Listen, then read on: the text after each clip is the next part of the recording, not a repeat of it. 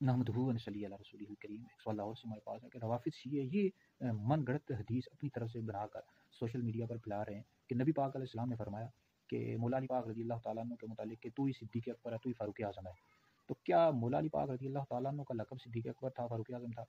تو اس حوالے سے یاد رکھیں کہ جو صدیق اکبر کا لقب ہے یہ امیر المومنین خلیفہ اول حضرت سیدنا ابوبکر صدیق رضی اللہ تعالیٰ عنہ کا لقب ہے۔ آپ کا لقب صدیق اکبر ہے، اور بخاری شریف میں حدیث موجود ہے، حضرت انس رضی اللہ تعالیٰ عنہ سے روایت ہے کہ نبی پاک علیہ السلام احد پہاڑ پر تشریف لے گئے، ابو بکر صدیق، حضرت عمر اور حضرت عثمان کو ساتھ لے کر گئے، تو وہ کانپنے لگا۔ حضور علیہ السلام نے فرمایا کہ ٹھہر جا، تجھ پر ایک نبی، ایک صدیق اور دو شہید ہیں۔ علامہ نبوی نے لکھا ہے کہ اس بات پر امت کا اجماع ہے کہ ابو بکر صدیق جو ہیں ان کا لقب صدیق تھا۔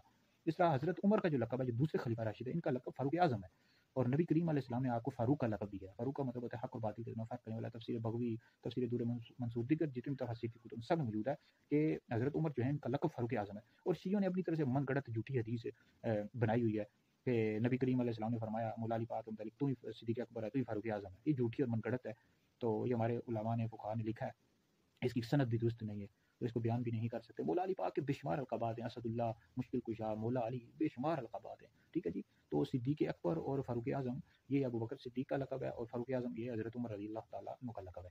تو شیعہ انہوں نے مولا علی پاک رضی اللہ تعالیٰ عنہ کی شان میں 3 لاکھ جھوٹی حدیث گھڑی ہوئی ہیں، بالکل بھی یہ روایت درست نہیں ہے، اس کو بیان نہیں کر سکتے۔ صدیق اکبر ابو بکر صدیق کا لقب ہے، اور فاروق اعظم حضرت عمر کا لقب ہے رضی اللہ تعالیٰ عنہما اجمعین۔